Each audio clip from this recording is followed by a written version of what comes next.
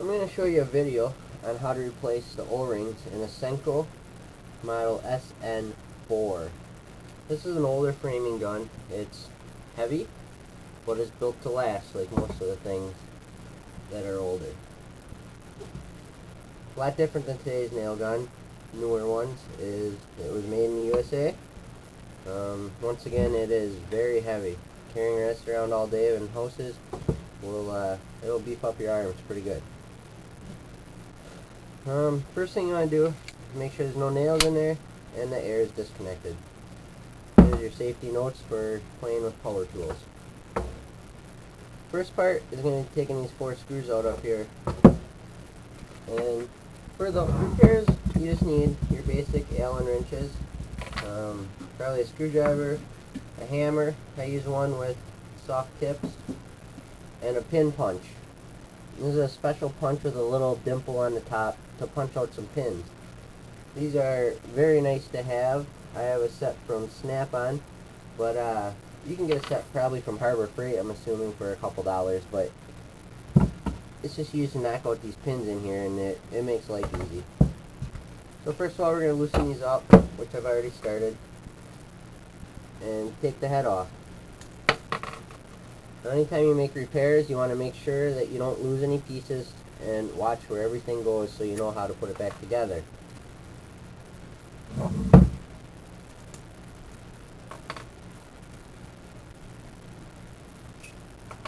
There's your little exhaust vent on there. And inside, you'll see 4 more little Allen screws. Different size. And you just want to loosen these up.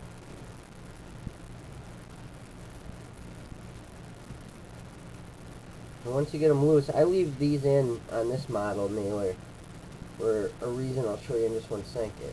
Once you loosen them, this little head can come out. And this is your bumper assembly, which seals to the top of the piston. So this is what prevents air from going in when the gun's just sitting there. When you pull the trigger, this comes up, air goes in, fires the driver, so forth. Pretty simple. So there's some O-rings in here. Well, I'll show you how to replace them right away, just to get it out of the way. You just continue taking these 4 screws out.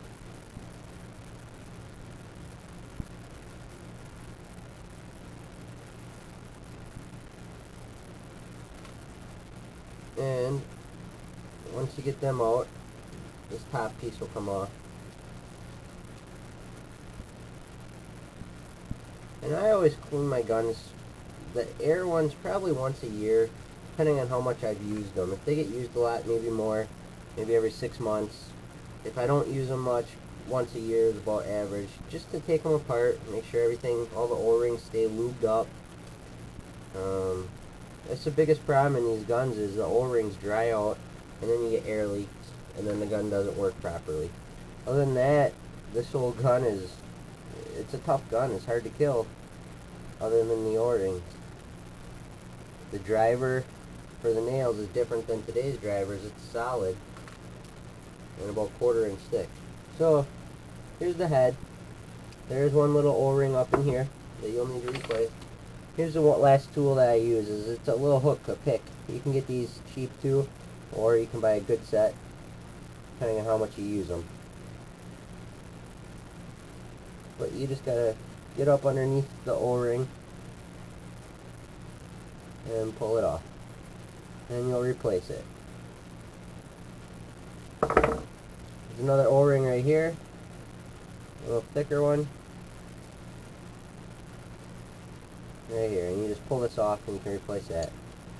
This slides out. There's an O-ring in here, another one you can just pick out like so.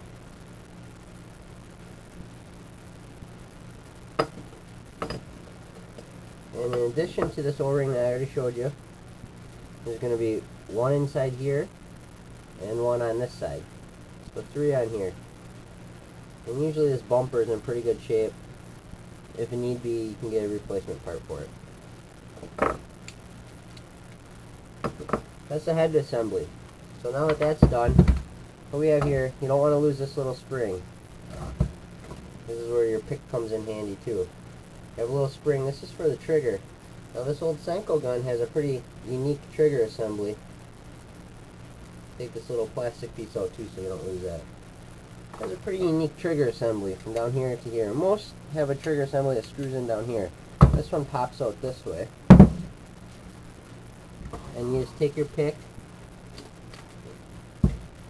and pull this whole thing out. Here's your trigger assembly.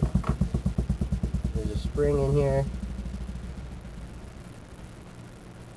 And what it does is it just moves this back and forth. There's an o-ring here. There's another one. Stayed in the gun. Goes on here. 2 o-rings up here. And there's some on the inside too, which I'm not going to take apart right now. You can figure that out. It's pretty easy. There's a little E-clip on here, and then this slides out. And there's a couple small o-rings in there to replace. Nothing big. Now, you don't need to take the trigger apart in here. That's the nice part about how the trigger assembly comes out compared to the other ones. But if you do, just take your pin punch out these little pins right here, and your trigger comes out. And just be careful, there's some springs in there you want to keep track of. Now, our next thing is we're going to undo this. This is how you clear out jams if you have one, real nice. Here's the piston driver. I'm going to slide that down. And actually, if you take a Allen wrench and just push it down, you'll hear it pop. And that means it's out. And like I said, this is about a 1/4 inch piston. It's a nice solid driver. It's not going to bend easily like some of the newer drivers these days bend.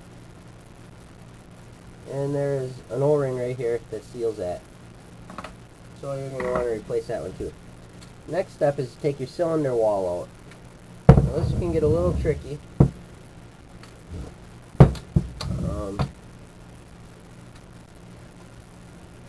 What I do is I take a screwdriver and I just try and wiggle this a little bit back and forth. Not too much pressure because you don't want to bend anything.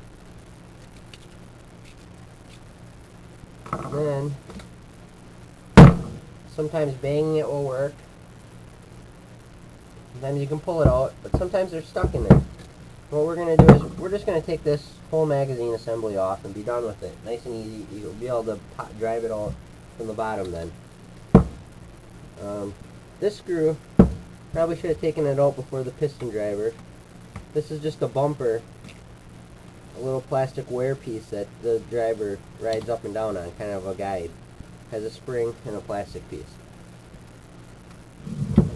But now you're going to want to take out these 2 screws and these 2. And there's 4 more up here, little ones, that are going to have to come out. For that, you just take your Allen wrench and loosen them up. And just remember where they go, so when you put it back together, everything works out.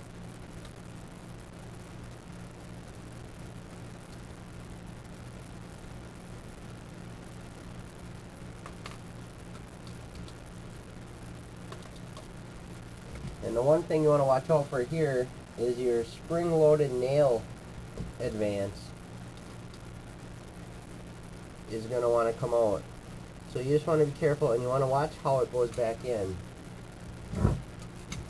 Show you how to sink it. Right here is your driver assembly. The spring right here. That just advances the nails. So now I undid the spring so it's loose. It's still in here. So we're just going to leave that. And I'm going to take out these 2 bigger screws.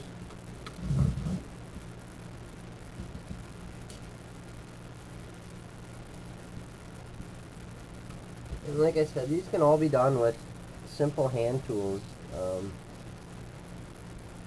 Almost anybody attempting this repair is going to have a set of Allen wrenches. If not, you can get them fairly cheap. You can buy a good set, my recommendation, since Allen wrenches are something that you're going to use